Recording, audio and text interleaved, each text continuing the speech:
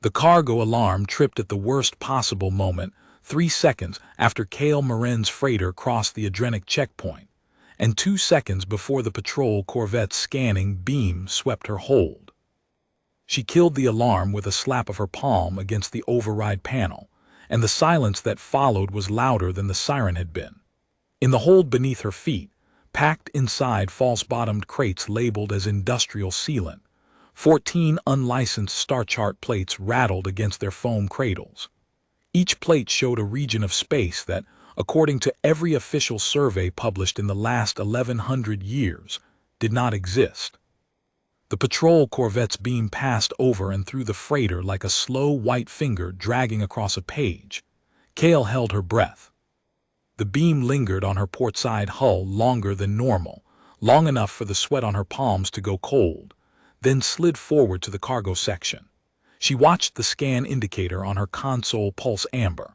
Amber meant the beam was reading her hold's manifest against the declared cargo. The false bottoms were Kesari work, layered with signal-scattering mesh that would return a reading consistent with industrial sealant to any standard-issue Confederate scanner.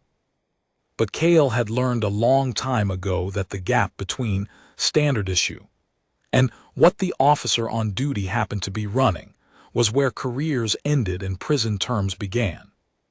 The amber pulse held for 4 seconds, 5, 6.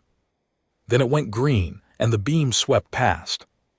The comm crackled. A Veridon customs officer spoke in the flat, bored tone of someone who had already decided she was beneath suspicion. "Freighter Hessalan, you are cleared for outbound transit. Stay on the commercial corridor. Do not deviate."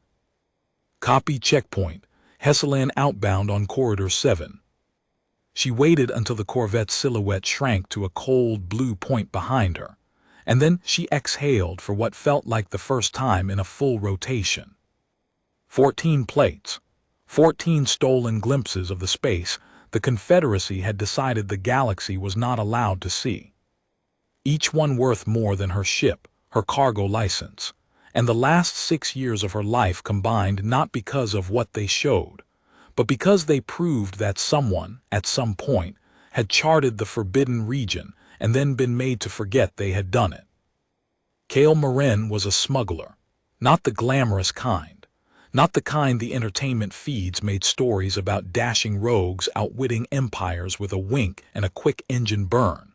She was the quiet kind, the kind who moved things the Confederacy would rather not have moved, for people the Confederacy would rather not have exist, along routes the Confederacy would rather not have known about.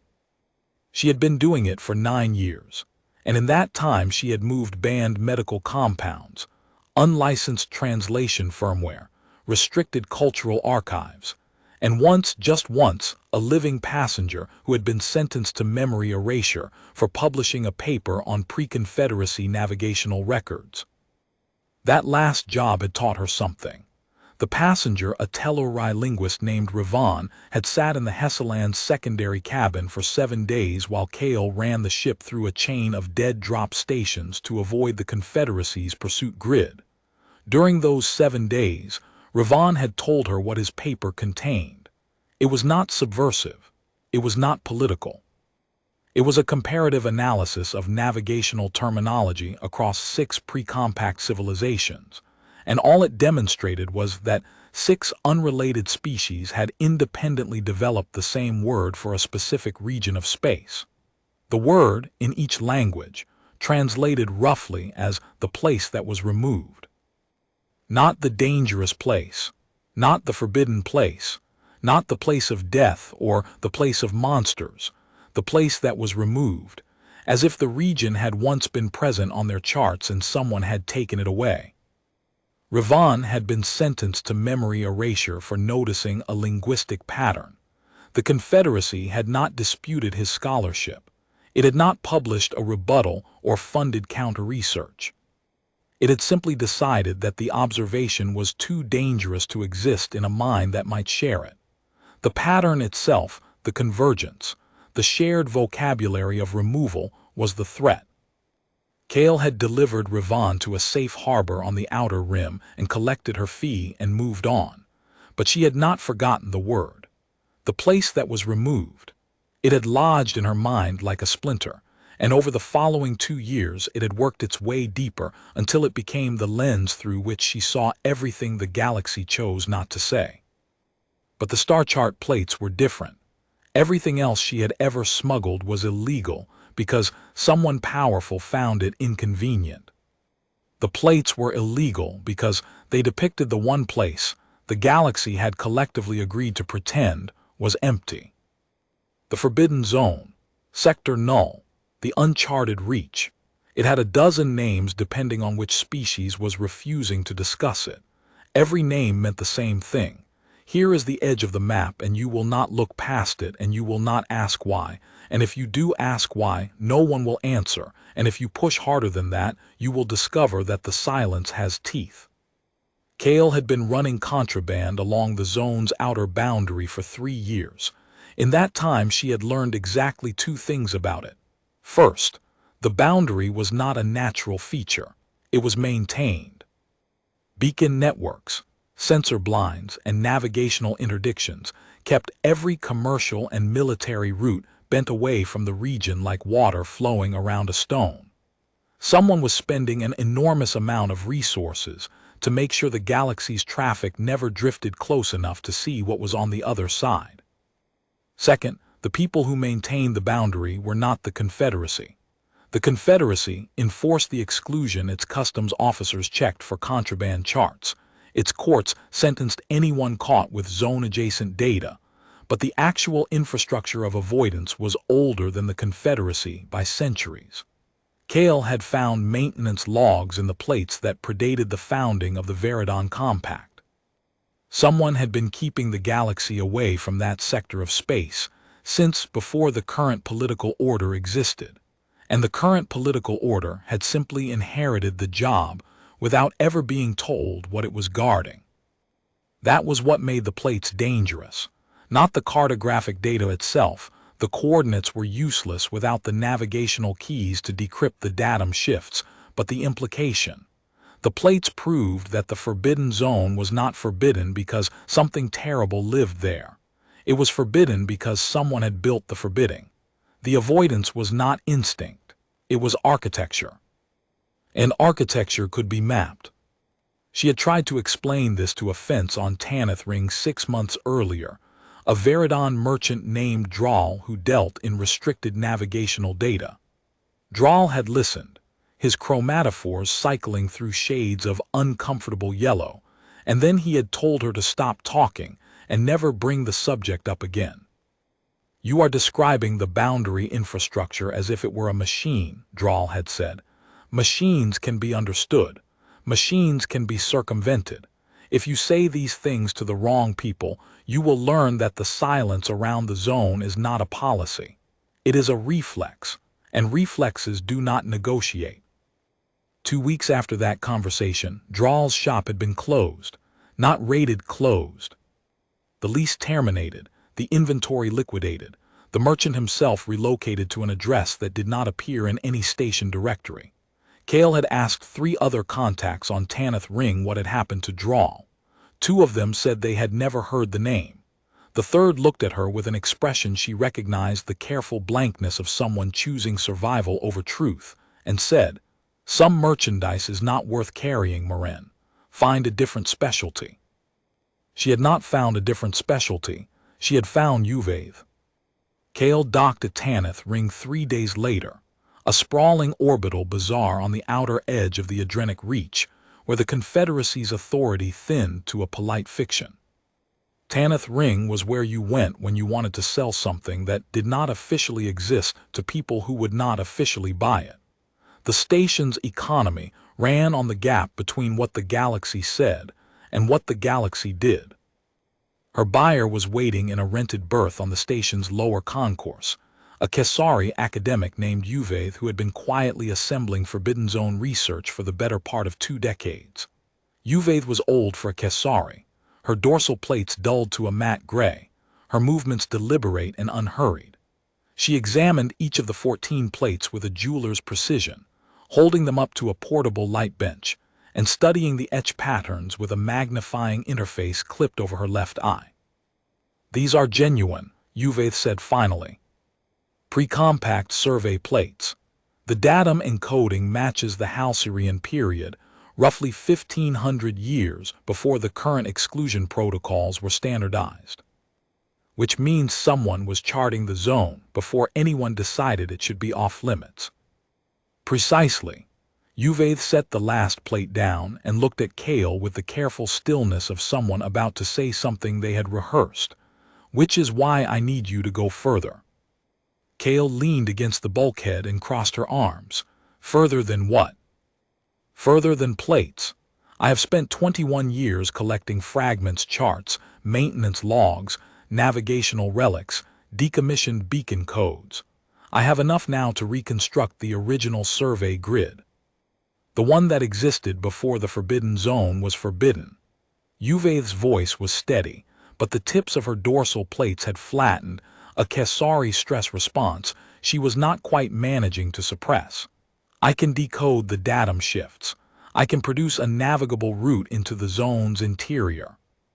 The silence that followed was the kind that is weight. You want me to fly into the Forbidden Zone, Kale said.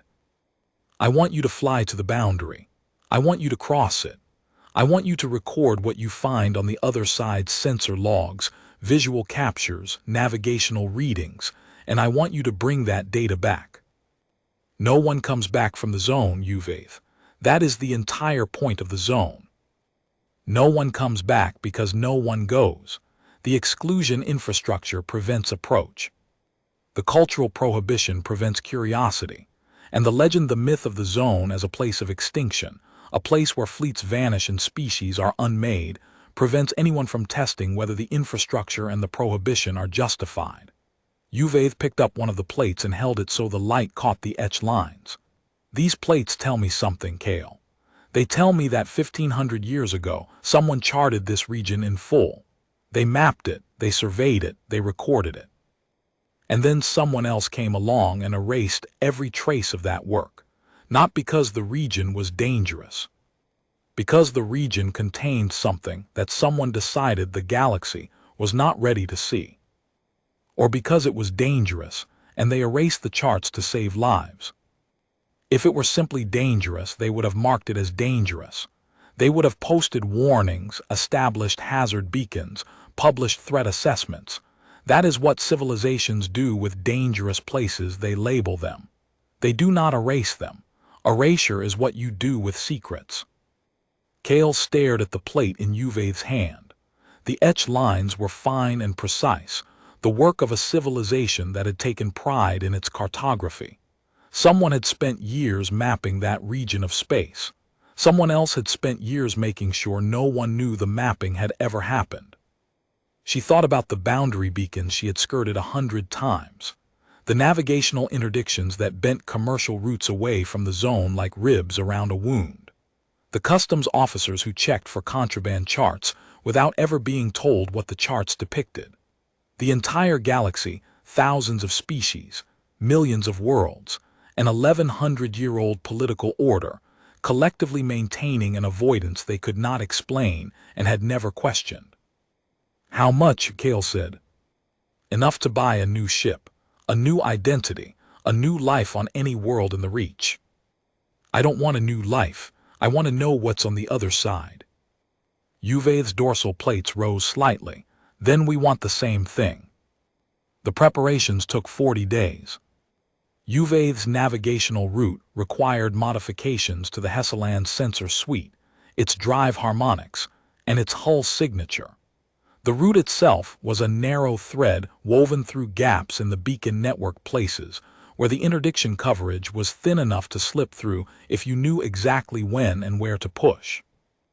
Uvaith had spent 21 years finding those gaps, cross-referencing decommissioned beacon schedules with maintenance rotation logs and solar weather patterns that created temporary blind spots in the sensor grid. The boundary is not a wall, Uvaith explained during one of their planning sessions on Tanith Ring. It is a net, a very old, very well-maintained net. But every net has holes, and every hole has a schedule. Kale studied the route on Uvaith's projection table. It threaded through 7 gap windows over a transit of roughly 12 days, 7 moments, each lasting between 40 minutes and 3 hours, when the local beacon coverage would thin enough for a ship with the right signature to pass through undetected. And the signature modifications. The beacons are keyed to reject certain drive harmonics, the frequencies used by every registered commercial and military vessel in the Confederacy. I have isolated a harmonic range that predates the current beacon network. The original survey ships used it. It is not in any modern registry, which means the beacons do not recognize it as a threat. You will read as background noise. Background noise. The universe is full of it. One more frequency in the wash will not trigger an alert. You hope. I have tested it on 3 decommissioned beacons I purchased from a salvage yard on Tanith Ring's outer shell. The beacons did not flag the harmonic. They did not even log it. Decommissioned beacons are not active beacons. Correct. Which is why I also ran a passive test on an active beacon at the boundary grid marker 1174 EC, 37 light minutes off the Toravon shipping lane. I flew a shielded probe on the modified harmonic within 14 kilometers of the beacon's sensor envelope. The beacon's response log, which I accessed through a maintenance backdoor left open by a Confederacy technician who owes me 2 decades of favors, showed no contact registered during the test window. Cale looked at her. You flew a probe at a live boundary beacon. I did. That is either the bravest or the most reckless thing anyone has told me in 9 years of smuggling. It is neither. It is the result of 21 years of careful preparation culminating in a test that I was confident would succeed. And it did. Cale ran her hand along the edge of the projection table. The route looked clean. The mathematics looked sound. The gaps in the beacon network were real. She had verified them independently against her own years of boundary running. Juve's research was not guesswork. It was patient, meticulous, and very, very thorough. But the gap between a sound plan and a survivable execution was a distance she had learned to respect. If I cross the boundary and find nothing, Cale said, what does that tell you? It tells me the zone is a cage with nothing inside it, a prohibition maintained for its own sake, a lie. And if I find something? Juve was quiet for a long time. Then we learn what the galaxy has been kept from seeing, and we decide what to do about it. The crossing began on the 43rd day. Cale spent the last night before departure alone in her cabin on the Hesselan, running through the route one final time. The projection table cast the boundary's beacon grid across the ceiling in pale blue lines, a web of interdictions that covered a volume of space larger than some empires. She traced the route with her finger, memorizing each gap window's coordinates, duration, and the exact harmonic frequency she would need to maintain at each stage. If she missed a window by more than 6 minutes, the next beacon rotation would catch her in open space with nowhere to hide. She thought about what she was doing. Not in the abstract. She had made the decision weeks ago, and abstract regret was a luxury she had never been able to afford. She thought about it in concrete terms. If she was caught inside the boundary, the Confederacy would not prosecute her. Prosecution required a trial, and a trial required disclosure of what the boundary protected. No court in the Confederacy had ever tried a boundary crosser. The ones who were caught simply disappeared. Their ships were impounded. Their names were removed from registry databases. Their cargo licenses were voided. And the individuals themselves were relocated to facilities that did not appear in any public record, where they were held until their knowledge was no longer relevant, which, given that the boundary had been standing for 1100 years, meant they were held forever. Cale had met one person who claimed to have seen the inside of a relocation facility. A dock worker on Tanith Ring's lower levels, a Veridon woman whose cousin had been a navigation technician on a survey vessel that strayed too close to the boundary 30 years earlier. The woman said her cousin's name had been removed from the family registry, his service record deleted, his existence systematically unwound from every database the Confederacy maintained. When the family petitioned for information, they were told the technician had never existed. When they persisted, they were invited to a meeting with a Confederacy liaison officer who explained, in a tone of absolute calm, that continued inquiries would result in the same treatment. The woman had stopped inquiring, but she had not stopped remembering. And she had told Cale, quietly, over a drink in a bar on Tanith Ring's lower concourse, that the Confederacy's enforcement of the boundary was not a policy or a law.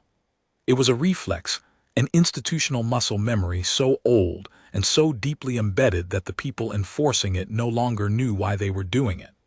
They just knew that the boundary must hold, that anyone who approached it must be turned away, and that anyone who crossed it must be erased. Cale closed the projection and lay down in her bunk and stared at the ceiling in the dark. She was about to cross the line that had erased people more powerful, more connected, and more careful than she was. She was about to bet 9 years of survival against 21 years of one Kesari academics research, and a set of harmonic frequencies that had been tested on exactly 3 decommissioned beacons and 1 Live 1. She slept badly, but she slept. Cale took the Hessalan out of Tanith Ring on a routine cargo run, licensed, logged, unremarkable. She followed the commercial corridor for 6 hours, then peeled off at a junction point where the traffic thinned and the Confederacy's monitoring infrastructure gave way to the older, deeper architecture of the boundary. The first gap window opened at the 11-hour mark. She slipped through a seam between 2 beacon coverage zones, her modified drive harmonics humming at a frequency that had not been used by a living pilot in 15 centuries. The beacons did not react. The sensor grid did not flag her. She was background noise. The second gap window came 14 hours later, a 2-hour slot, where grid markers 2208 and 2209 cycled into their maintenance rotation simultaneously, leaving a corridor roughly 400,000 kilometers wide. Cale threaded the Hessalan through the center of the gap at reduced power, her passive sensors sweeping for any deviation from UVA's predicted beacon behavior. The beacons behaved exactly as predicted. She passed through. The third gap was tighter. 90 minutes, and the corridor was narrower a quarter of the width. Cale felt the hair on her arm stand up as the Hessalan's proximity alarms flashed yellow, registering the faint electromagnetic wash of the beacon she was passing within 30 kilometers of. But the harmonic held. The beacon swept its sensor arc across the space she occupied, and its log registered nothing. The fourth gap window nearly killed her, not because of the beacons, because of a Confederate patrol that UVA's schedules had not accounted for. A light destroyer, running dark on a non-standard route, appeared on the Hessalan's passive sensors at a range of 50,000 kilometers as Cale was midway through the transit. She cut all emissions. The Hessalan drifted on momentum alone, cold and dark and silent, while the destroyer's sensor sweep passed through the gap window like a searchlight sweeping a prison yard. Cale lay flat on her pilot's couch and breathed through her teeth and watched the destroyer's signature on her passive display. It lingered for 11 minutes. Then it moved on. By the fifth gap, the character of space itself had changed. The stars were the same constellations, the same stellar densities, the same unremarkable main-sequence suns she had navigated by for a decade. But the infrastructure was gone. No beacons, no relay stations, no navigational buoys, no comm traffic, no background chatter. The electromagnetic spectrum was clean in a way that felt surgical, not empty, cleaned. Cale checked her sensor logs. The readings were nominal.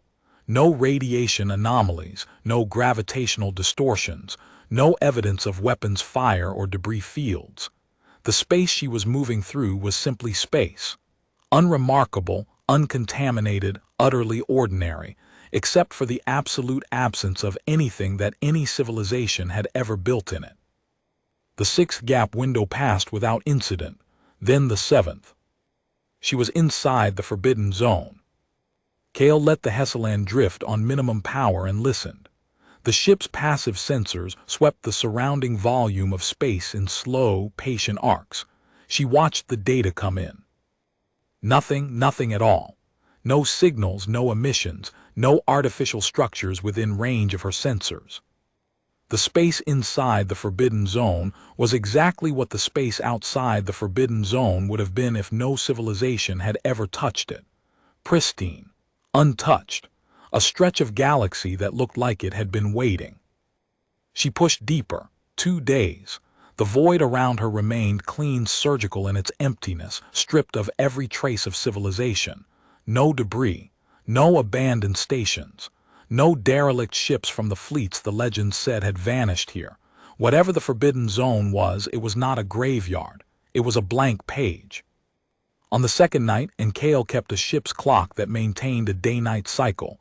Because the alternative was letting the void's timelessness erode her sense of self, she woke from a shallow sleep to find the Hessaland's passive sensors registering something at the extreme edge of their range. Not a ship, not a structure, a signal. Faint, rhythmic, repeating at intervals too regular to be natural. She triangulated and adjusted course. 3 more days passed.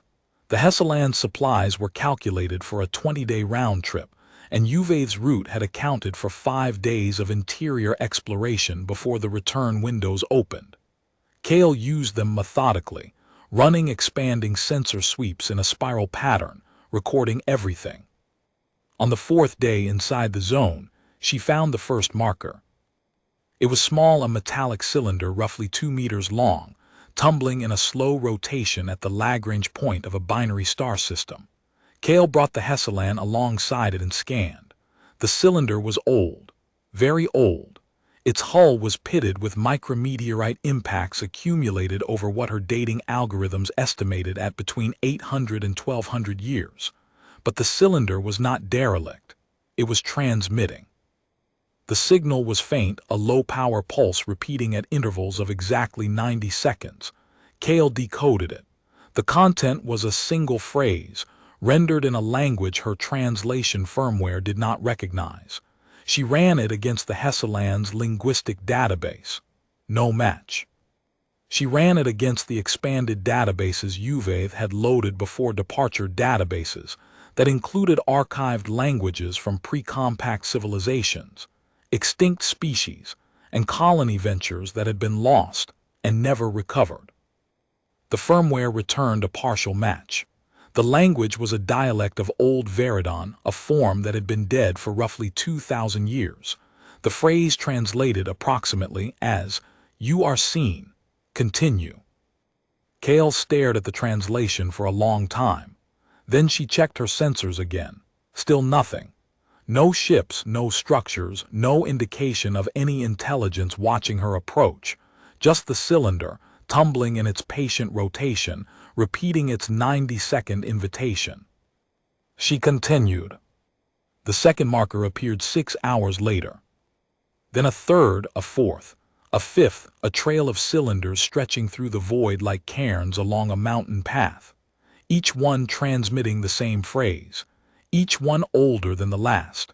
The oldest, based on her hull-pitting analysis, had been tumbling for approximately 2,000 years. Someone had placed these markers. Someone had laid a trail into the deep interior of the forbidden zone and then left it running for 2 millennia, waiting for someone to follow it.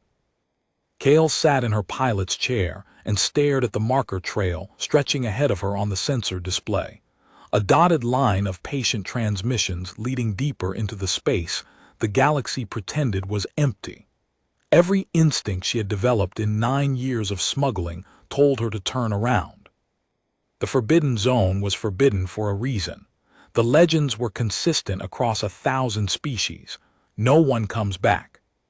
But the markers were not a warning. They were an invitation. And Kale Moren had spent her entire career responding to the gap between what the galaxy said and what the galaxy meant. She followed them. The trail led through 3 star systems, each one unremarkable main sequence suns, rocky inner planets, gas giants in the outer orbits, asteroid belts, comets, normal space. The kind of space that should have been colonized, settled, and integrated into the galactic economy centuries ago. Instead, it sat empty, unvisited, unmapped, hidden behind a boundary that had been maintained for longer than most civilizations had existed. The markers led her to a world. Not a station, not a habitat, not an artificial construct. A planet, a rocky, temperate world orbiting a stable yellow sun in a system that did not appear on any chart, any survey, any record in the Hesseland's databases. The planet had an atmosphere, liquid water, and a biosphere that her sensors registered as complex and thriving. And it had cities. Kale brought the Hesseland into a high orbit and stared at her sensor readouts. The cities were sprawling, organic in layout, networked by surface transport corridors, and dotted with structures that ranged from low residential clusters to towering spires that caught the sunlight and threw long shadows across the surrounding landscape. The architecture was not Veridon, not Kesari, not Adrenic, not any species she recognized. It was something else, something that had been built by hands she had no reference for. She ran a population estimate based on thermal signatures and structural density. The number that came back was large enough to make her check the sensors twice. Not thousands, not tens of thousands, millions. This was not a colony or a research outpost or a hidden military installation. This was a civilization. A full, functioning, thriving civilization, living on a world that the rest of the galaxy believed was a radioactive wasteland or a weapons test site, or whatever the current version of the legend claimed. Kale's hands were shaking again. She pressed them flat against the console and forced herself to breathe. She had spent her entire career in the gap between what the galaxy said and what the galaxy meant.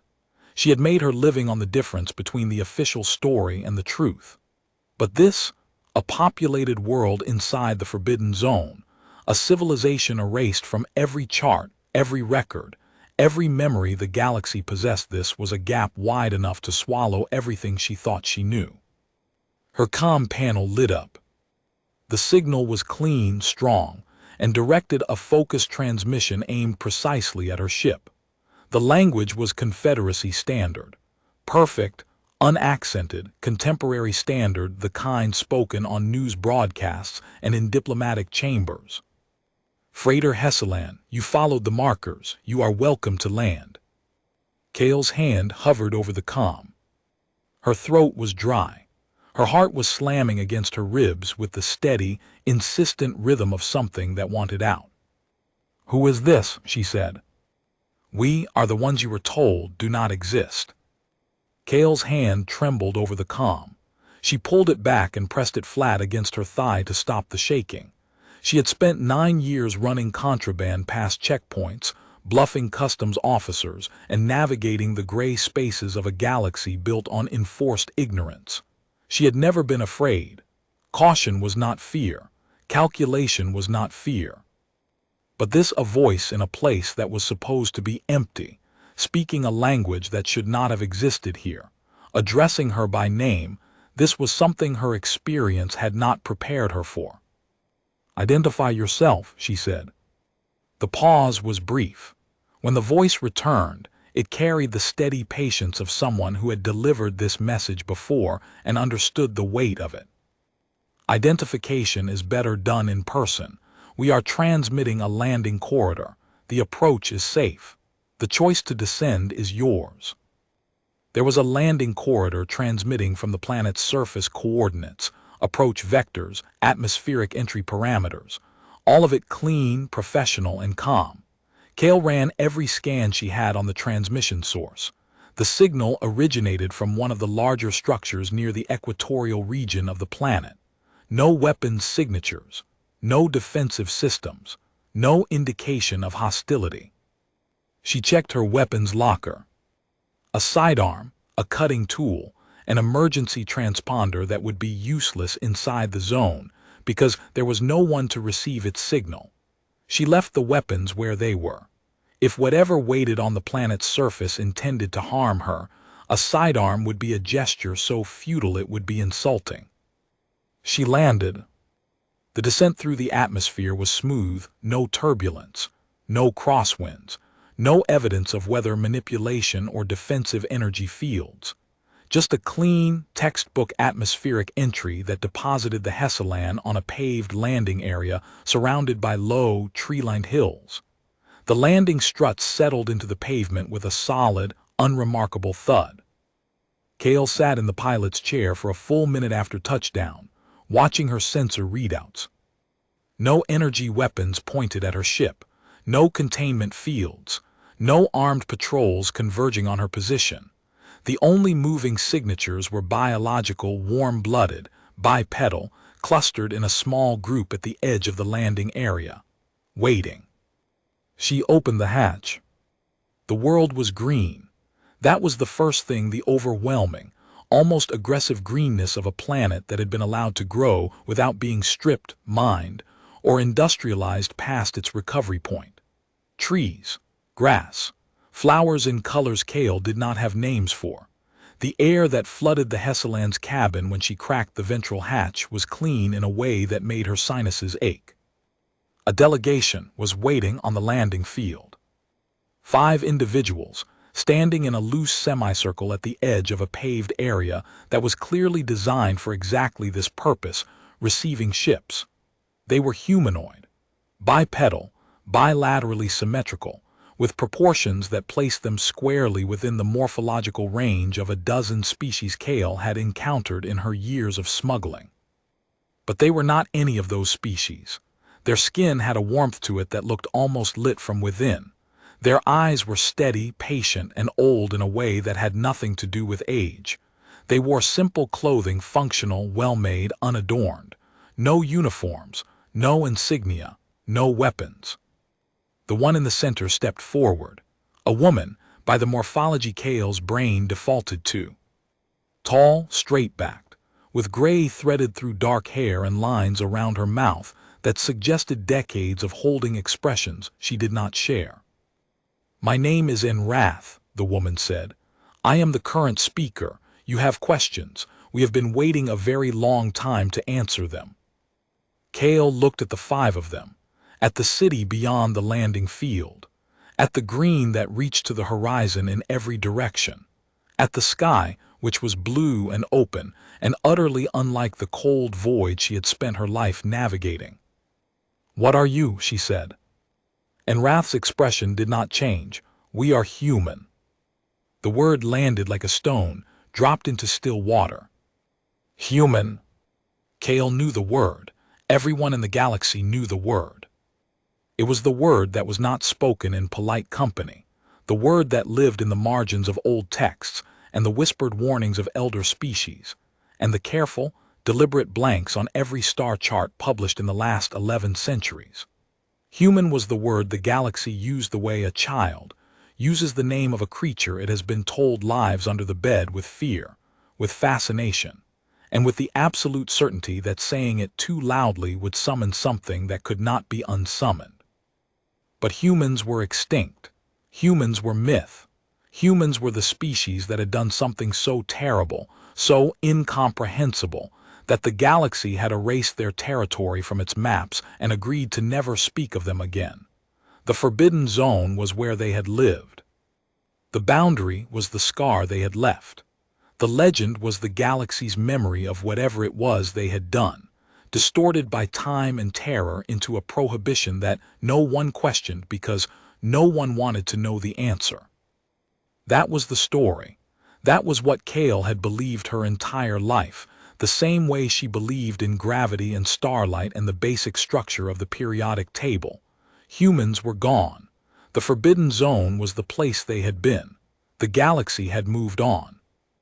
But the woman standing in front of her was not gone. She was real and solid and standing on green grass under a blue sky, and she had just said the word that was not spoken, and the world had not ended. "You're supposed to be extinct," Kale said. "We know," Wrath said. "That was the arrangement." They walked. Wrath led Kale through the city on foot, moving along wide paths that wound between buildings and through parks and across bridges over clean, slow-moving rivers. The city was alive. People moved through it, working, talking, eating, carrying children, tending gardens. Thousands of them, tens of thousands, all human, all living in a place that the rest of the galaxy believed was empty or dead or so dangerous that no sane civilization would approach it. Kale watched them. She studied their faces, their movements, the way they interacted with one another. They did not look like monsters. They did not look like the architects of an atrocity so terrible that the galaxy had erased them from its collective memory. They looked like people. Ordinary, unhurried people going about their lives in a city that was clean and well-maintained and full of the quiet hum of a functioning society. A child ran past them, a girl, no older than 8, chasing something small and winged through the grass beside the path. The child laughed. It was a sound so ordinary, so aggressively normal, that it hit Kale like a physical blow. Somewhere in the galaxy, 1,000 species told their children stories about this place, stories about the monsters who lived behind the forbidden line, the horrors that waited in the dark beyond the map's edge. And here was a child chasing a butterfly. Enrath watched Kale watching the child. Something in the speaker's expression softened, briefly, before the discipline of her role reasserted itself. "The boundary is ours," Enrath said as they walked. "We built it, we maintain it. Every beacon, every sensor blind, every navigational interdiction, it is all ours. You built the cage around your own world. We built the wall between our world and a galaxy that was not ready to share it." Kale looked at her, not ready how? Enrath stopped at a point where the path opened onto a wide plaza. In the center of the plaza stood a structure, a column of dark stone, polished smooth, rising roughly 10 meters above the paving. Its surface was covered in inscribed text. The text was small, dense, and ran from the base of the column to its peak in a continuous spiral. "Do you know what the galaxy tells itself about us?" Enrath asked. "That you were dangerous. That you destroyed something, a fleet, a species, a coalition. That whatever you did was so terrible the galaxy sealed your space and agreed to forget you. Yes, that is the story, and the story is a lie." Enrath placed her hand on the column. The inscribed text was not a list or a record. It was a name. Thousands of names carved in a tight spiral, each one representing a species. "These are the species that were alive when we first achieved interstellar travel," Enrath said. 4,211 distinct civilizations. We met them. We traded with them. We shared knowledge with them. We were part of the galaxy." She let her hand fall. "And then we realized what was happening." Enrath gestured toward the city around them. Kale saw what she had not noticed before, or rather, what she had noticed and dismissed as local style. The buildings were varied. The architecture shifted from block to block, as though the city had been built by a dozen different design philosophies that had been allowed to coexist. Some structures were angular and geometric. Others were curved, organic, grown rather than built. Still others combined the two in ways that felt experimental, as though the builders had been deliberately testing whether angular and organic could share a wall. It was the architecture of a species that had been thinking about influence, about what it meant to build something that other species would want to copy. They sat on a bench at the edge of the plaza, and Enrath told her. Humanity had been a galactic civilization for roughly 300 years when the pattern became clear. It was not a war. It was not a conflict. It was something subtler and more devastating, a slow, steady homogenization. Every species that encountered humanity changed, not because humans forced them to, not because humans conquered them or imposed their culture or demanded compliance, because humans were, by their nature, adaptive in a way that other species found irresistible. Human music replaced local compositions, not because it was imposed, but because alien listeners found it more emotionally resonant, more structurally complex, more satisfying than their own traditions. Human architecture influenced local building styles, not because humans exported their designs, but because alien architects studied human structures and found solutions to problems they had not yet known they had. Human languages crept into alien vocabularies not by force, but by the simple efficiency of a language that had been shaped by a billion speakers on a single competitive world. A language that had a word for everything because everything had, at some point, needed naming. And Rath listed the specifics with the precision of someone who had memorized them as a form of penance. The Veridon had begun abandoning their chromatophore-based emotional communication in favor of human-style verbal expression. The Kesari had started reorganizing their library worlds along human categorical principles. The Adrenic had incorporated human tonal intervals into their singing architecture, until their buildings began to harmonize at human-pleasing frequencies rather than Adrenic ones.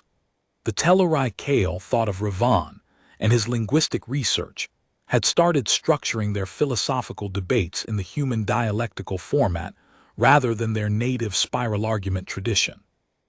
Each change was small. Each change was voluntary. Each change was, by any reasonable measure, an improvement. The alien species were gaining access to human innovations and incorporating them willingly. No one was harmed. No one was forced. No one was conquered. And every change erased something that could not be recovered. A tonal range, a classification system, a way of arguing, a method of expressing grief that had evolved over 10,000 years and was being replaced, gently and voluntarily, by the human way of crying.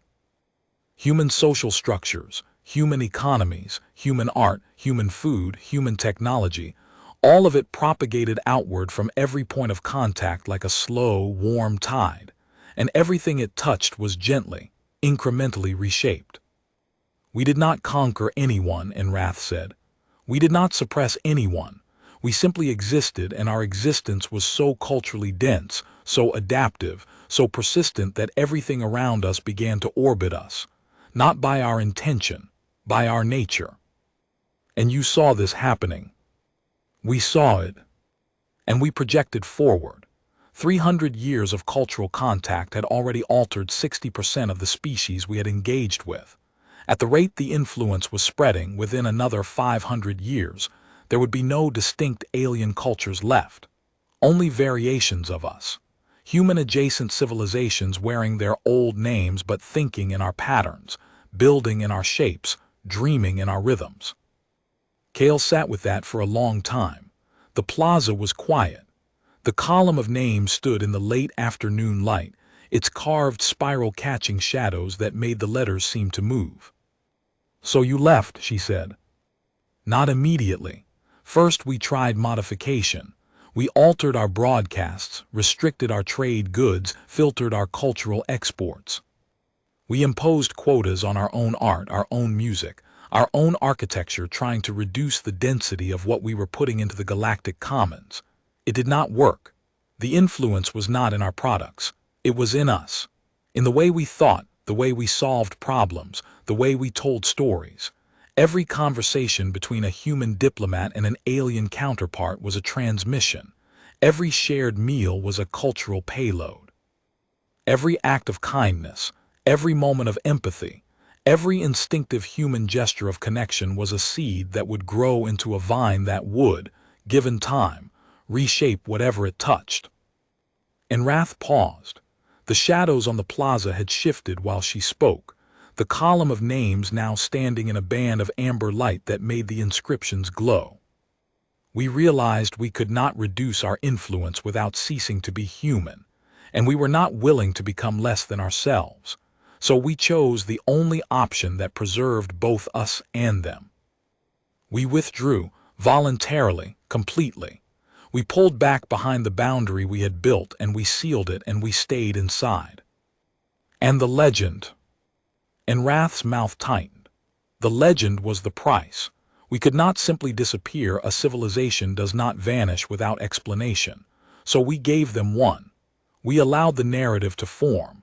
We let the galaxy believe that something terrible had happened, that we had committed some monstrous act, that the forbidden zone was dangerous and we were dangerous, and the boundary existed to keep the galaxy safe from us.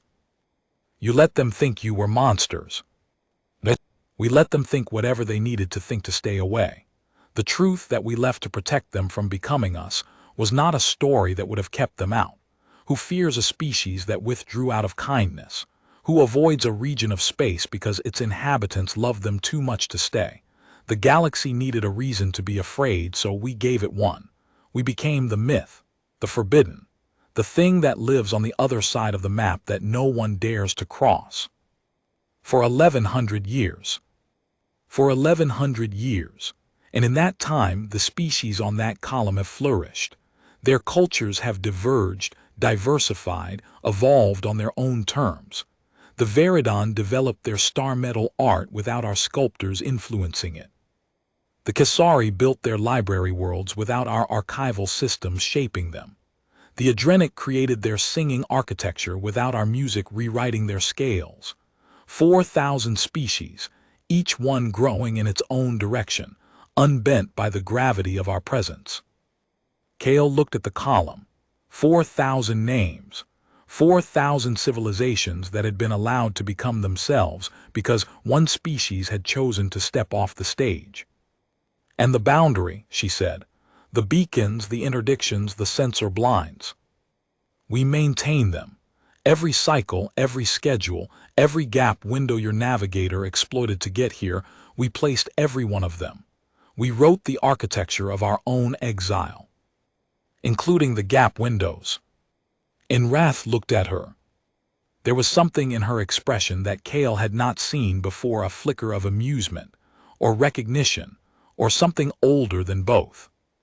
The gap windows are not flaws in the system, Wrath said. They are doors. We leave them open deliberately. Not wide open, only open enough that someone who is looking very, very hard might find one. Someone who is driven enough, curious enough, stubborn enough to spend decades collecting fragments and piecing together a route. You wanted someone to come. We wanted to know if someone would. Every generation we leave the doors a fraction open and we wait. Most generations no one comes. The legend does its work. The galaxy stays away. But every few centuries someone follows the markers. Kale thought about Uvaith. 21 years of research. A lifetime of collecting fragments, chasing anomalies, assembling a route through gaps that were not gaps but invitations. What happens to the ones who come? Kale asked. They see, they learn, and then they choose. Choose what? Wrath stood. The light had shifted, the sun dropping toward the horizon, and the shadows on the plaza had lengthened until the column of names stood in a pool of amber and gray. The city around them was settling into the rhythms of evening lights appearing in windows, voices carrying from open doorways, the distant sound of something that might have been music. The same thing you will choose, Wrath said.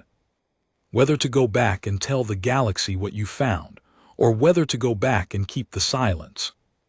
The choice sat in Kale's chest like a fist. She did not answer immediately. Instead, she asked the question that had been forming since the moment Wrath said the word human. The ones who came before me, the ones who followed the markers in other centuries, what did they choose? Most chose silence, Wrath said. They went back to the galaxy carrying the truth inside them, and they kept it there. They became wardens, in their own way, people who understood the boundary and chose to respect it, not out of fear but out of comprehension. Most, Kale repeated, not all. Not all. One Atelurai cartographer, roughly 400 years ago, chose to speak. She returned to the Confederacy and published everything she had found. The coordinates of the gap windows, the markers, the language of the invitations, the existence of the human world. What happened? Wrath's expression was steady, but something shifted behind her eyes, a weight settling into place. The Confederacy erased her, not killed, erased. Her records were deleted, her publications were withdrawn, her colleagues were informed that she had never existed. The information she published lasted for approximately 6 days before every copy was located, confiscated, and destroyed. 6 days. The Confederacy moved faster and more thoroughly than we had anticipated. By the end of the 7th day, the cartographer's revelation had become a rumor, and by the end of the month, it had become a myth, another layer in the legend. The Confederacy protected your secret for you. Confederacy protected the boundary because protecting the boundary is what the Confederacy does. It does not know why. It no longer remembers why. But the reflex is so deeply embedded that when the truth surfaced, the reflex destroyed it before anyone could examine it. We watched it happen from behind the boundary, and we understood something that we had not understood before. The galaxy's institutions have internalized the prohibition so completely that even the truth cannot penetrate it. The legend has become self-sustaining. It does not need us to maintain it. It maintains itself. Then why do you still maintain the boundary infrastructure? Because one day the reflex will fail. Institutions change. Memories shift. The Confederacy that erased the Telluride cartographer 400 years ago may not be the Confederacy that receives the next truth-teller. And when that day comes, when the truth arrives and the reflex does not kill it, we want the boundary to still be standing. Not as a cage, as a threshold, something the galaxy chooses to cross rather than stumbles over. Kale absorbed that. The mathematics of it, maintaining a boundary for 1100 years on the chance that it might someday function as a door, was staggering. The patience was not human in any colloquial sense of the word. It was geological, tectonic. The kind of patience that builds mountain ranges. She spent 3 more days on the human world. She walked through the cities. She watched the humans live their lives that were quiet, productive, unhurried, and marked by an awareness of their own exile that expressed itself not as bitterness but as patience. They were waiting, not for rescue, not for the galaxy to come to them, but for the galaxy to be ready. She visited the Archive of Species, a building near the city center that contained detailed records on every civilization the humans had interacted with before the withdrawal. The records were meticulous, updated through long-range passive observation. The archivists tracked the cultural development of the 4,000 species with the same care a gardener brings to watching plants grow, noting each new artistic movement, each philosophical school, each technological innovation that emerged from a species left to evolve on its own terms. "This is the Kesari entry," said the archivist who guided her, a thin man with careful hands and spectacles that seemed archaic on a species capable of building boundary beacons. He opened a display that showed a timeline of Kesari cultural development since the withdrawal. Before the boundary, the Kesari were beginning to adopt human archival methods. Their library worlds were being redesigned along human organizational principles. Within 2 generations, their native classification system, which was based on sensory texture rather than subject, would have been replaced entirely by alphabetical ordering. A small thing, perhaps, but a classification system shapes what a civilization thinks is related to what. Lose the system, lose the thought pattern. Lose the thought pattern, lose the species. Kale looked at the Kesari timeline. 1100 years of independent development, branching and flowering in directions that no human mind had predicted or influenced. Library worlds organized by texture, by resonance, by emotional weight. A way of knowing that was entirely and irreducibly Kesari. She thought about Uvaith, about the meticulous, patient, texture-oriented mind that had spent 21 years assembling fragments into a root. That mind was Kesari in a way it would not have been if the humans had stayed. She visited the Marker Authority, the division responsible for maintaining the boundary. The staff there were mostly older, gray-haired men and women who spoke about beacon schedules and interdiction coverage with the same careful precision that Uvaith had used when discussing her research. They were the wardens of their own cage, and they took the work seriously. "Every generation, we discuss whether to open the boundary," said a man named Torith, the authority's current director. He was in his 60s, heavy-shouldered, with hands that looked like they had spent decades working with physical tools. Every generation, the discussion ends the same way. Not yet. How do you know when it's time? We don't. That is the terrible part. We chose exile to protect the galaxy from our influence, but the act of choosing is itself an exercise of influence. We decided on behalf of 4,000 species that they were not ready to coexist with us. That decision was unilateral, it was arrogant, and it may have been wrong. Torith leaned back in his chair. But the alternative was watching them become us, and that was a worse kind of arrogance. Kale thought about the plates in her cargo hold. The charts that had been erased, the records that had been sealed, the history that had been rewritten to turn a voluntary withdrawal into a mythic exile. She thought about the customs officers who checked for contraband charts without knowing what they were guarding.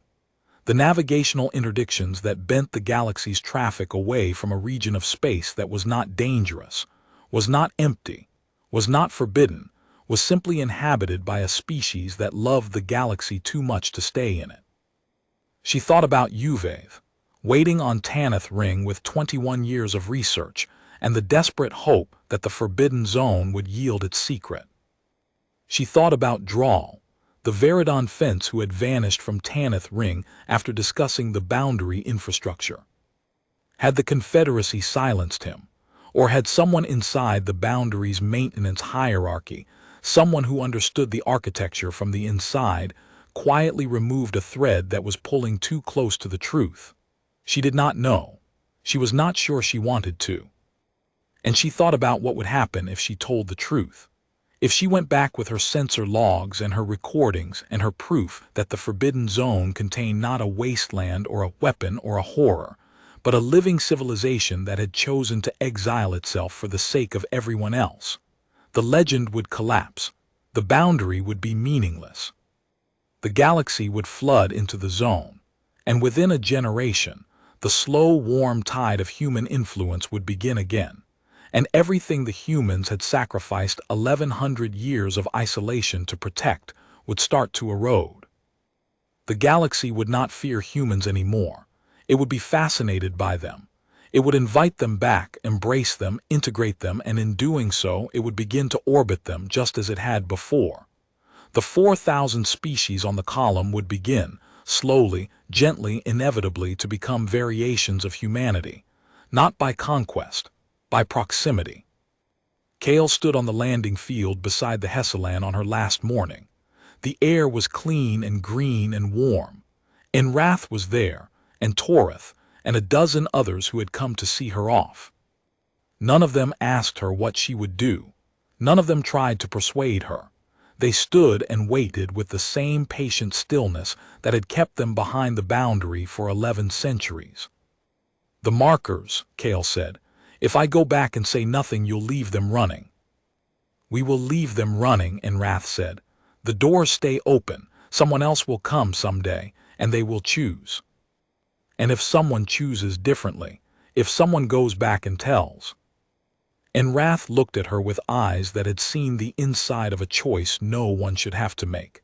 "Then the galaxy learns the truth and we face whatever comes. We will not stop it. We do not have the right to cage anyone's knowledge, not even our own. You've been doing this for 1,100 years. You could have stopped anyone who crossed the boundary. You have the technology. You have the resources. You built the entire interdiction grid. Why leave the doors open at all?" Enrath was quiet for a moment. When she spoke, her voice was lower, and the patience in it had shifted into something rawer. "Because a cage you cannot leave is a prison, and a sacrifice that does not include the option to stop making it is not a sacrifice, it is a sentence. We chose exile. We choose it again every generation. The doors stay open because our silence must be voluntary every day, or it becomes the very thing we left to prevent an imposition of our will on the galaxy's freedom." Kale looked at her for a long time. The human woman stood on the green grass of a world the galaxy believed was a tomb, and the late sunlight caught the gray in her hair, and her expression was the expression of someone who had inherited a burden that was older than any living memory, and had accepted it not because she agreed with every premise, but because the alternative was worse. Kale climbed into the Hessalan. She sealed the hatch. She powered up the drive and lifted off the green world and climbed back into the cold, clean void of the Forbidden Zone, past the trail of markers with their patient 90-second invitation, through the gap windows that were not flaws but doors, back through the boundary that was not a prison but a gift. She docked at Tanith Ring 4 days later.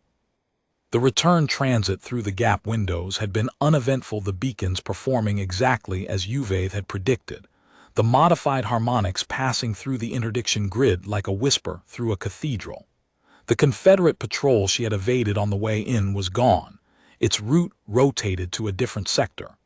The boundary closed behind her with the same patient, silent precision with which it had opened.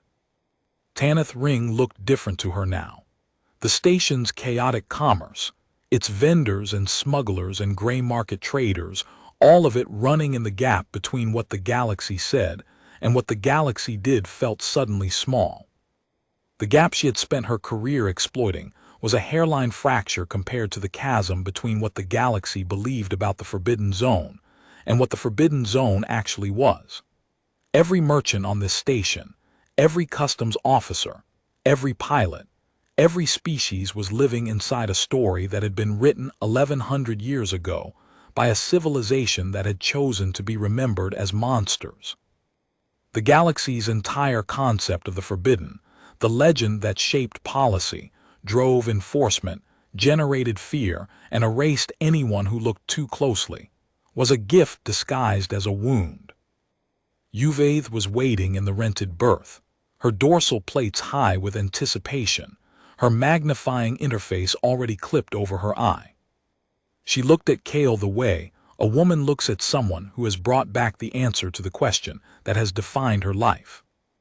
"Well," Uvaith said, "what did you find?" Kale set her bag down. She sat on the berth's narrow bench. She looked at the Kesari academic who had spent 21 years chasing a secret that would, if spoken aloud, unravel the single most important act of restraint the galaxy had ever witnessed. She thought about the column of names, 4,000 species, 1,100 years of voluntary silence. "Nothing," Kale said. "Empty space. The zone is exactly what the charts say it is, nothing." Uvaith stared at her. "That is not possible. The markers." "Navigation buoys, decommissioned, drifting, old Veridon junk from the pre-compact era." "There's nothing in the zone, Uvaith. No civilization, no ruins, no weapon, no mystery. Just empty space." The Kesari's dorsal plates flattened. Her mouth opened, then closed. 21 years of research, and the answer was nothing. The forbidden place was empty. The legend was a legend. The map ended at human space because there was nothing past it worth charting. "I am sorry," Kale said.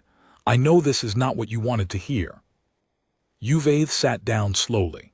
She removed the magnifying interface from her eye and held it in her lap. Her hands were steady, but her plates had gone the flat, dull gray of deep Kesari grief, the color of a mind that has lost its organizing principle. 21 years, Uvaith said quietly. "I know." Kale left the berth. She walked through Tanith Ring's lower concourse, past the vendors and the smugglers and the customs dodgers, and the quiet, desperate commerce of a station that existed in the gap between what the galaxy said and what the galaxy did. She walked to the Hessalan's berth and sealed the door and sat in the pilot's chair and stared at the console. The sensor logs were still in the ship's memory. The recordings, the proof, the names on the column, and Wrath's face, the green world under the blue sky, all of it sitting in the Hessalan's data core, waiting to be extracted, published, and used to demolish the most important silence the galaxy had ever kept. Kale opened the file manager. She highlighted the logs. Her finger hovered over the delete command. She thought about Uvaith's grief, about the 21 years, about the research that would now be abandoned, the theory that would be dismissed, the curiosity that would be extinguished by a lie told to protect a greater truth. She thought about the 4,000 species on the column. She deleted the logs, every file, every recording, every sensor sweep, every navigational reading, every captured transmission. The data core's confirmation prompt asked her 3 times if she was certain. She was certain each time. Then she opened the Hesseland's communication array and composed a short, encrypted message to an address that Enrath had given her, an address that should not have been reachable from outside the boundary, but was, because the humans maintained a single, whisper-thin relay channel for exactly this purpose. The message contained 2 words, "Line holds." She closed the array and sat in the dark and breathed and let the silence settle around her like something she was choosing to carry, not because she had to, because she understood now what the boundary actually was. Not a cage, not a punishment, not a memorial to some ancient horror, a gift, a sacrifice so total that the species making it had agreed to be remembered as monsters rather than reveal the love that drove them away. And Kale Maren, smuggler, contraband runner, professional breaker of rules and crosser of lines, Kale Maren chose to become a warden. She filed a new cargo manifest the next morning, licensed, logged, unremarkable. She took the Hesseland out on the commercial corridor and flew it in a straight line away from the forbidden zone and did not look back. The boundary beacons pulsed behind her in their patient, ancient rhythm. The gap windows opened and closed on their careful schedules. The markers tumbled in the deep interior, transmitting their 90-second invitations to a galaxy that would not come. And the line on the chart stayed where it was. She thought briefly about Ravan, the Tellurai linguist she had smuggled to safety 3 years ago, the one who had noticed that 6 pre-compact civilizations had independently developed the same word for the forbidden zone, the place that was removed. He had been right. The zone was a removal, but it was not a removal done to the humans. It was a removal done by them. They had taken themselves off the map, and the galaxy had filled the blank with fear. Ravan's linguistic insight, the convergence of 6 unrelated words around the concept of removal rather than danger, had been the truth all along, hiding in the open structure of language like a key left under a mat. The Confederacy had tried to erase that truth from his mind. Kale had saved him, and now she was choosing to carry the same truth silently, voluntarily, as a gift to the species that had removed itself so that 4,000 others could grow. Kale ran cargo along the Adrenic Reach for 8 more years. She never returned to the zone. She never spoke of what she had found. She never contacted Enrath or Torath or anyone on the green world behind the boundary. But she changed, quietly, incrementally, in ways that no one around her would have noticed. She began checking the boundary beacon schedules not to find gaps, but to verify they were holding. She adjusted her routes to avoid the zone's perimeter, not because she feared it, but because she respected the architecture. She stopped smuggling contraband charts. She stopped running boundary-adjacent cargo of any kind. She thought about Uvaith sometimes. The Kesari academic had stopped responding to messages after the debriefing. Her research institute on Kesoth Prime listed her as on indefinite sabbatical. Kale did not investigate further. She told herself it was respect for the academic's grief. But she knew, in the honest parts of herself, that it was also guilt. 21 years of meticulous, brilliant, texture-oriented Kesari researched the kind of research that could only have been produced by a mind that had developed independently of human influence, and Kale had killed it with a lie. A necessary lie. A lie told to protect the very independence that had made Uvaith's mind capable of the research in the first place, but a lie all the same. And once, just once, she encountered a young Adrenic pilot in a dockside bar who had heard the legends, and was full of the hot, bright curiosity of someone who had not yet learned that some questions are better left unanswered. "I'm going to find a way through the boundary," the pilot said, leaning forward, eyes wide. "I've been studying the beacon patterns. There are gaps, I'm sure of it. I just need better sensors, better data, and I'll find a route in." Kale looked at the young pilot. She thought about the gap windows that were not flaws but doors, about the markers tumbling in the dark with their patient invitation, about the green world and the column of names, and the woman named Enrath who had carried the weight of a choice made 11 centuries before she was born. "There's nothing in there," Cale said quietly. "Trust me, the zone is empty." The pilot looked at her with the expression of someone who has been told the sky is not blue. "How do you know?" the pilot asked. Cale finished her drink and stood up. She set the glass on the bar with a small, precise click. "Because I checked," she said. She left the bar and walked to her ship and sealed the hatch and lifted off into the dark, patient void that surrounded the line on the chart that no one crossed. Behind her, the boundary hummed. The beacons pulsed. The markers waited. And the silence held.